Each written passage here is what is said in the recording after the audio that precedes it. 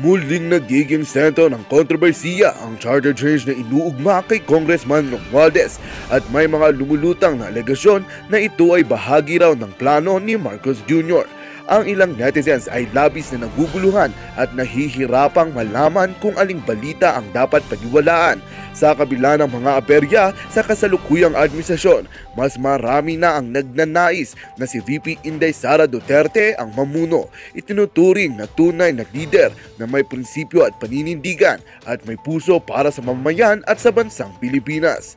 Nakakalungkot na pag-iisipin, parang inilalabag na lamang ng administrasyon ni Bongbong ang iniwang legacy ni FPRRD, kaya't ngayon ang gobyerno ay tila nagiging sanhi ng kaguluhan. Well, isang nga itong katunayan na dapat nating pakatutukan. Ngunit bago ang lahat, siguraduhin mag-subscribe at i-hit ang notification bell para sa patuloy na pagtutok sa mga sugyap ng bagong balita sa tunay na boses ng masa.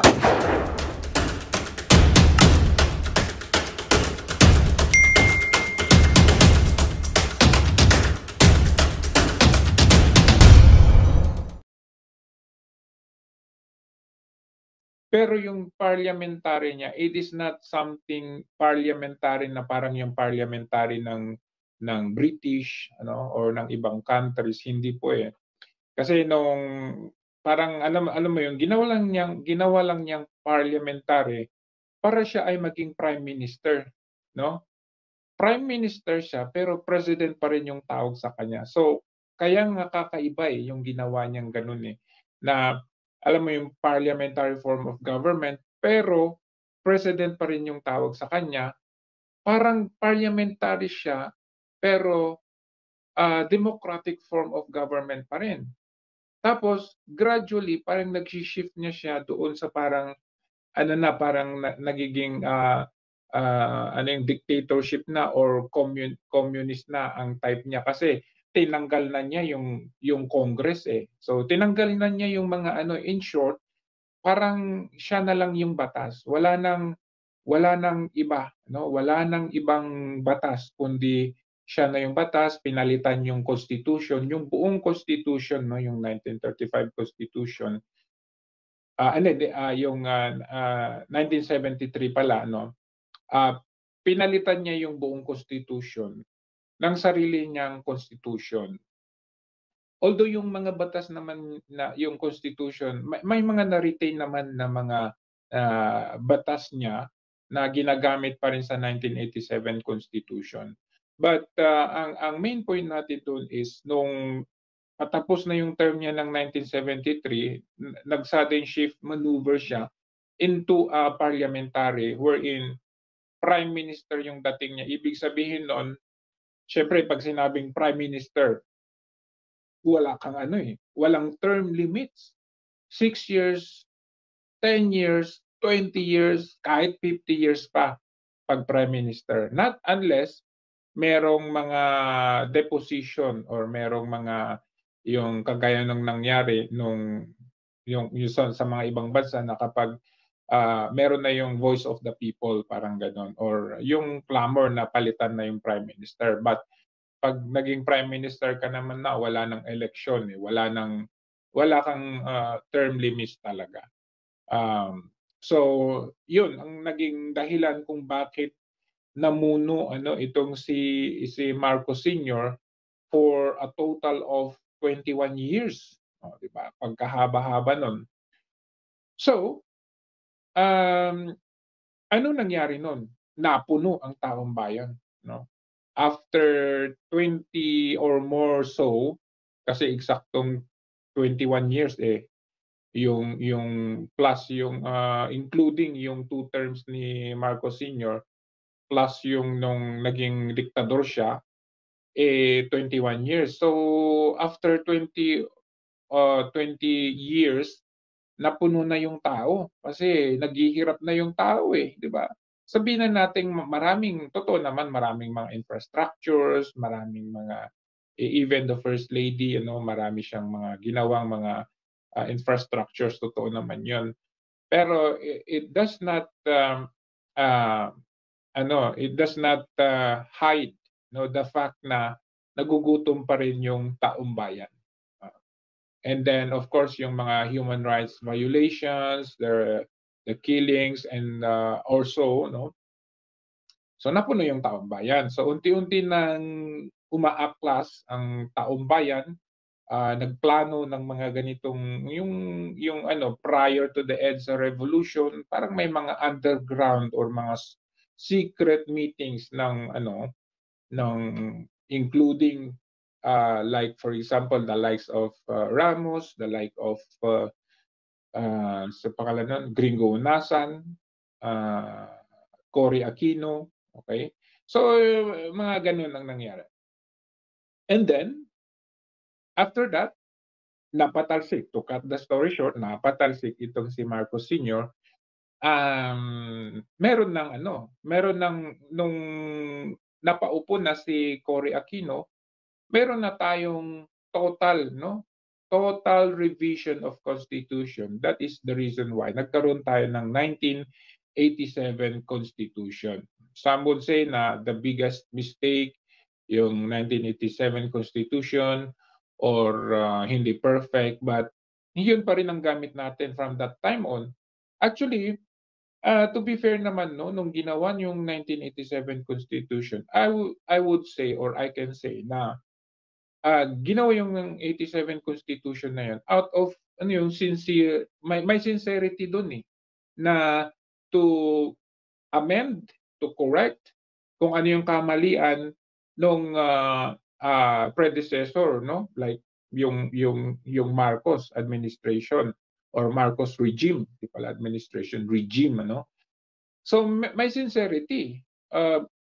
Mga first, kumbaga parang si Marcos din, ng mga first terms ni Marcos, maganda, talaga makita mo maganda yung pamumuno, pero nung latter part na makikita mo na lumalabas ang tunay na kulay, parang ganon. So it's the same thing with 1987 Constitution. I believe na it was created out of sincerity to reform, to correct, to change kung ano yung past mistake, parang ganon, di ba? But as time went by, no, yung bawat public servant, yung mga nasa pwesto na parang umiiban yung ano nila, parang yung dating laban nila nakakain na nila, di ba? So yung sistema na ayaw nila, nandun na sila doon sa sistema na yun. Parang nung sila na yung napaupo, parang wala na yung nakakain na sila ng sistema. So nung naging 1987 Constitution na tayo, yung shift from Prime Minister type or parliamentary type ni Marcos, ibinalik na natin doon sa democratic type sa atin, di ba? Yung ito ngang yung president na, binalik na yung Congress, yung House of upper and lower, the chamber, upper chamber and lower chamber, binalik na lahat yung mga dating constitutional rights natin. So binalik na lahat yon. May president na ulit, may vice president, may senators, may House of Congress. Nabalik na lahat. And then under Article 17 Section 2, no? Doon sa 1987 Constitution. Take note, Article 17 Section 2, napapaloob doon yung Constitution amendments. So ibig sabihin doon sa Article 17 Section 2 na yun, napapaloob doon na pwede kang mag-amend or pwede kang mag-revision ng Constitution. Ibig sabihin noon, yung 1987, pwede mong palitan, pwede mong i-amend doon sa article na yun. Okay? But, kailangan nun ng proseso. Ano yung mga proseso yun? Via either, di ba nabanggit na yan CONCOT. Okay? Pwede yun. Pwede mong palitan ang Constitution, napapaloob dun sa sinabi ko, Article 17, if I'm not mistaken, Article 17, Section 2. Okay? Either CONCON or ang tinatawag na Constitution Convention, if I'm not mistaken, or Constituent Convention, CONAS. Tama ba? CONAS, Constitution Assembly. Okay? Or yung pangatlo is yung maugong ngayon, yung People's Initiative. Alright? So, ibig sabihin, itong dalawang ito, CONCON at CONAS, ito ay pagbobotohan noong chambers, ano, the upper and chambers, yung legislative body natin, pagbobotohan nila yan. Pero itong People's Initiative na ito, it consists of taong bayan. Okay? Taong bayan. As indicated, itong People's Initiative na ito na pwede tayong constitutional revision or change, amendment through People's Initiative. Ano ba yung requirement? Yung People's Initiative na ito. Requirements, kailangan 12% ng kabuuan ng mga registered voters. Again, 12% ng kabuuan ng registered voters. So, ipagpalagay natin na ang registered voters ng 2022 is, if I'm not mistaken, is 65 million, no? So kung 65 million ang registered voters ng 2022, ano yung 12% nun? Okay? 12% nun is, sabihin na natin nasa 7 million or 8 million or between 7 to 8 million, no?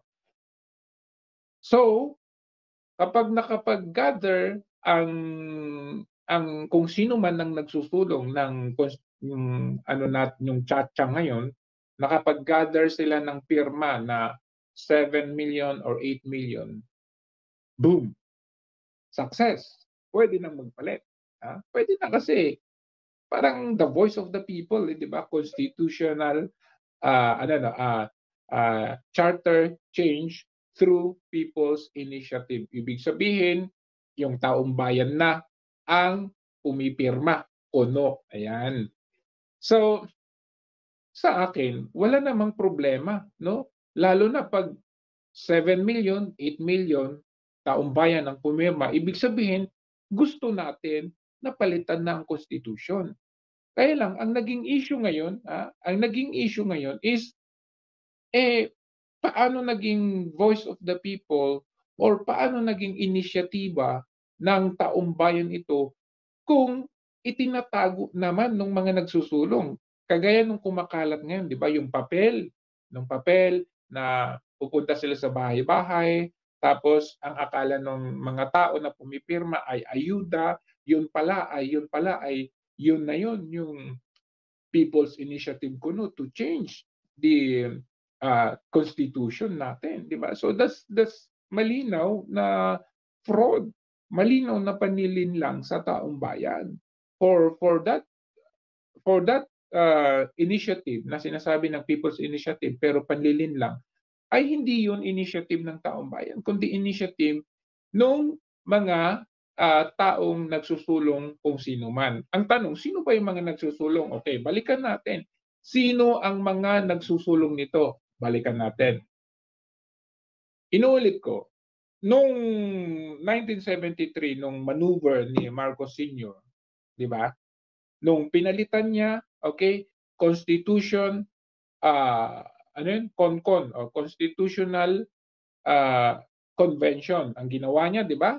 Kasi remember, CONCON, CONAS, People's Initiative. So hindi siya doon sa Constitutional Assembly, hindi siya doon sa People's Initiative, kundi doon sa Constituent or Constitution Convention ang ginawa ni Marcos Sr.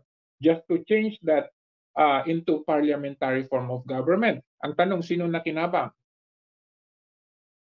Okay? Sino nakinabang? Hindi si Marcos Sr. So, from the office of the president having the term limits, wala na siyang limits kasi naging prime minister ang dating niya.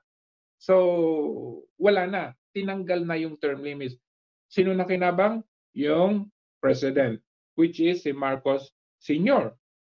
So, babalikin natin yung tanong natin dito.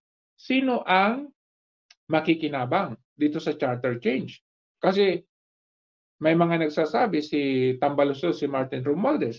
But going back to history, ang tanong natin, sino nakinabang nung nagkaroon tayo ng charter change or constitutional convention? Hindi ba si Marcos Sr.? Tingnan natin. After 1987, okay, napapaload dun sa charter change, which is yung, ulitin ko para matandaan natin, Article 17, Section 2. Okay? Napapaload doon, pwede mong palitan yung Constitution through or via Constitutional Convention or Constituent Convention, or pwede rin through Constitutional or Constitution Assembly, at pangatlo ay yung People's Initiative. Okay. Ngayon, balikan natin. Noong nangyari yung 1987 Constitution, there were attempts to change the Constitution. May mga attempt na gustong palitan yung 1987. Bakit? Siyempre, yung 1987 na ibalik na yung terms, okay, of limit ng pagiging president, vice president, and so on and so forth. Naibalik na yung lahat eh. So, bumalik na yung 6-year term ng president. Ngayon, in 1997, yung year-end term ni Ramos. Nag-attempt si Ramos. Sabihin na natin, hindi si Ramos mismo ang nagsulong, pero merong grupo na tinatawag na pirma. Na ano ba yung ibig sabihin nun? People's Initiative, ano yung R? Reform, Movement, hindi ko alam yung A. Basta pirma yung tawag ng grupo na yon. Pero sino yung nasa likod ng grupo na yon? Is, nakalimutan ko yung pangalan, pero yung nasa likod ng pirma na grupo na yun is the former National Security Advisor ni Ramos. So, talagang ang nasa likod ng pirma na yun ay walang iba kundi si Ramos. Di ba? Walang iba kundi si Ramos kasi former National Security Advisor niya. Kukonek natin sa ngayon. Sino nagsusulong ngayon nung charter change? Hindi ba si Tambaluslos? Sino ba si Tambaluslos? Ano bang relation ni Tambaluslos kay President Marcos Jr.? Diba? So, iko-connect natin yung history dito. Historical kasi ito eh. So, dito kay Ramos, nag-fail. Bakit nag-fail? Kasi nakita ng Supreme Court. Supreme Court ang pumigil dito. Sabi ng Supreme Court, nakikita namin dito kasi nakapag-garner ng 11 million. Kasi itong pirma na to, People's Initiative ang ginamit. Hindi CONCON, hindi CONAS, kundi People's Initiative ang ginamit dito. So actually nakapag-garner sila nakapag-collect sila ng 11 something na million na signatures. Pero binasura ito ng Supreme Court. Sabi ng Supreme Court, hindi ko makita na na-explain ninyo sa taong bayan kung ano ba talaga ang about dito sa constitutional or dito sa change na ito. Hindi ninyo na-explain ng masyado. Di ba? And kung titignan ninyo yung papel ngayon na kumakalat, na-explain ba sa atin masyado? Hindi. Bakit? Tayo ay nililin lang. Pinapipirma tayo via, ito, ayuda. So, ibig sabihin, kung noong araw, mababasura din ito. Kasi yung pirma ni Ramos, yung under pirma ni Ramos, ibinasura noong Supreme Court kasi nga hindi raw na-explain ng masyado sa taong bayan. Okay? So, failed kay Ramos. And then sumunod na nag-attempt, sino? Gloria. Okay? Hindi pa. Kasi 1997 si Ramos, year-end term, sumunod na naging president si Estrada. Nag-attempt din si Estrada. Okay? I think 1999 nung naging president na si Estrada, nag-attempt si Estrada, hindi ata People's Initiative yung ginamit niya something like Concord. Di ba? Remember ninyo, Concord. Iba naman yung style ni Erap kasi ano yun? Constitution basta Concord, ewan ko na kung anong Concord yun, pero nagfo-fall yun under CONAS, nagfo-fall under Constitutional Assembly, which is ganun din yung dating nito. Nag-fail, ibinasura din ng Supreme Court ulit ang nag-jump nito.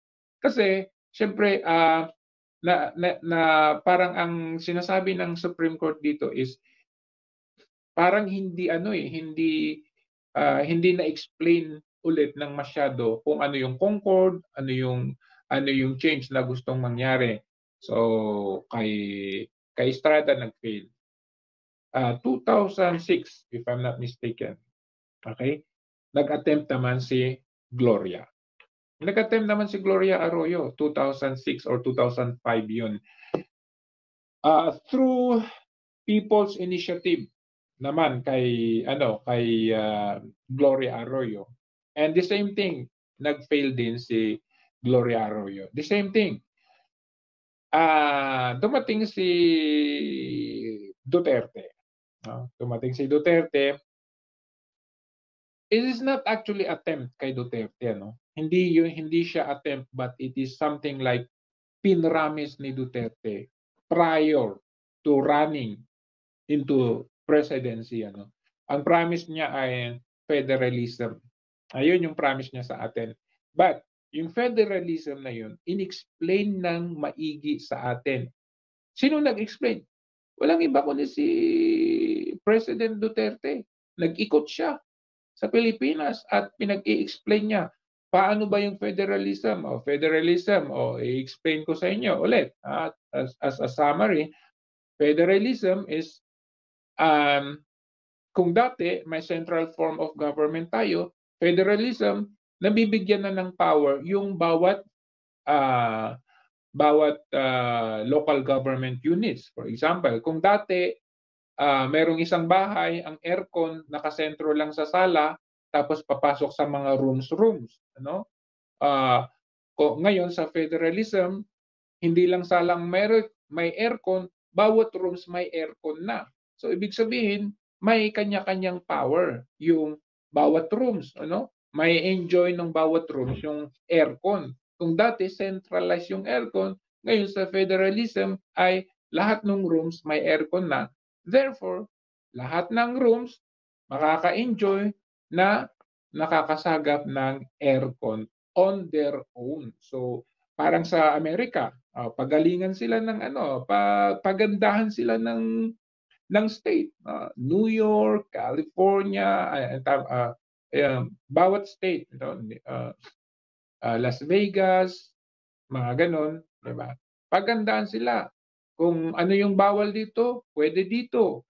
Kung dito, pwede yung vape, doon hindi pwede. So parang pagandaan. So na-explain sa atin masyado na ng bonggang-bongga yung federalism. Kaya natin nagustuhan si President Duterte at that time kasi yun yung kanyang pinangako sa atin na kapag ako naupo, isusulong ko yung federalism. Hindi niya sinabing charter change, but the same thing.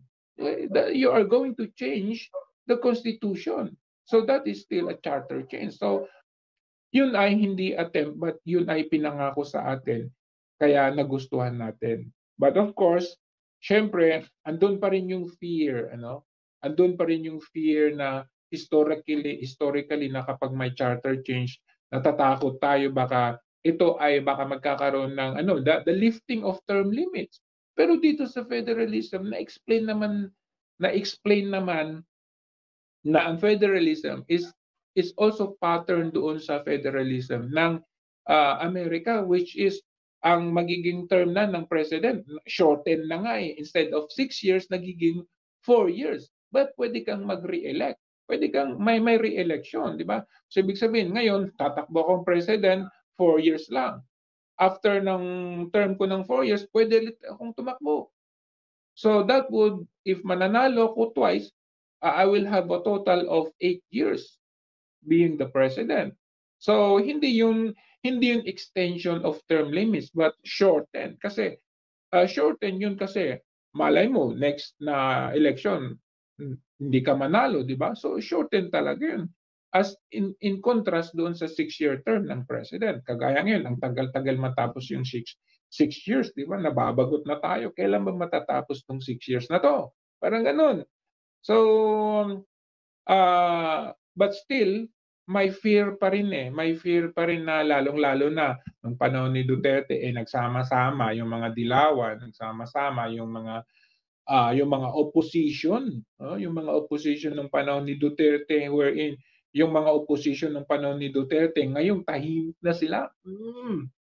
Tikom ang kanilang bibig ngayon dahil kumbaga nakukuha nila yung gusto nila na hindi nila nakukuha nung panahon ni Duterte. Pero dito sa, 'di ba, prior to this charter change, 'di ba, parang tikom ang bibig nila. Pagdating dito sa charter change, ayan, nag-iingay na sila. Bakit? Kasi natatakot na sila, masasaling na sila dito eh. Yung interest nila dito, masasagasaan na, kaya nag-iingay na rin sila, itong mga opposition na dati tahimik, nag-iingay na sila dito sa charter change. So makikita mo dito sa mga opposition na to, mag-iingay lang sila kapag nasasaling yung kanilang interest, no? Which is, mabalik tayo sa tanong, sino ba ang makikinabang dito sa charter change ngayon na ito? 'Di ba? Iniisip natin ang makikinabang dito ay si Martin Tambaloslos Romualdez, pero hindi. Hindi siya lang yung nagsusulong o siya yung parang naka-front dito. Parang yung pirma ni Ramos, naka-front yung kanyang tao. Yung si Erap, naka-front yung kanyang tao. Si Arroyo, ganun din. Pero behind that, yung Pangulo, yung nasa likod niyan, because yung fear nga andun sa mindset ng tao, na nadala yung tao na this is for the basic reason kung bakit takot yung tao dito is extension of term, okay? Or even omission of term limits, kasi magiging ano ka dito, magiging parliamentary, magiging prime minister ka na dito. At ulitin ko, pag sinabi nating prime minister, walang limit ang term mo. Diba? Walang limit. Ngayon, balik tayo dito sa charter change. Diba? Bakit ganun ang estilo na to the point na ginamit nila ang People's Initiative, pero panlilin lang ang ginagawa nila. Tinatago nila sa ayuda or whatsoever, parang binibili ang boto para magka-garner ng 12% of the total voters sa Pilipinas. Diba? But, going back to the question, sino yung makikinabang? Walang iba kundi si Marcos Jr. ang makikinabang dito. Siya ang magiging last president of the Philippines. Bakit? Magiging prime minister na siya eh. Wala nang limit. Pag siya naging prime minister, okay, the last president of the Philippines, abay, kung ngayon nga na president siya, makapangyarihan eh. Di ba? Kung ngayon nag-presidente pa lang siya, whole of the nation approach, magsalita ka, lagot ka sa DOJ, lagot ka sa PNP, lagot ka sa AFP, lagot ka sa lahat ng ahensya ng gobyerno, presidente pa lang yan. Lagot ka din. Kahit mga media, tikom na yung bibig, di ba? Kahit general ka, makukulong ka. Kahit congressman ka, magiging terorista ka. So, ngayon pa lang na presidente yan. Pag yan ay naging prime minister, hawak niya lang talaga lahat yan. At walang term limit. Yung inaantay natin na 6 years, bakit ang tagal? Ay magiging wala na yan. Unlimited na ang termino. So, sa aking paniniwala, ay hindi si Martin Romualdez ang may kinabang dito, kundi yang si Marcos Jr. ang makikinabang dito, kasi magiging prime minister na siya. He would be the last president of the Philippines, okay, having the fruit of this charter change, magiging prime minister na siya, nakakatakot yun. Alright? So, yun yung ano natin, yun yung iwasan natin, at dahil nakakatakot yan na mangyari. Kasi, alam mo yun, parang ayaw man natin, kung yan ay mangyari, parang magiging back to the history tayo. Parang like father, like son, di ba? Well, the father has more something na offer sa atin na natatamasa natin ngayon, okay? But this administration, the son is wala na ngang mga infrastructures, wala na ngang naipakita sa atin. Okay, all of those sinasabi na wala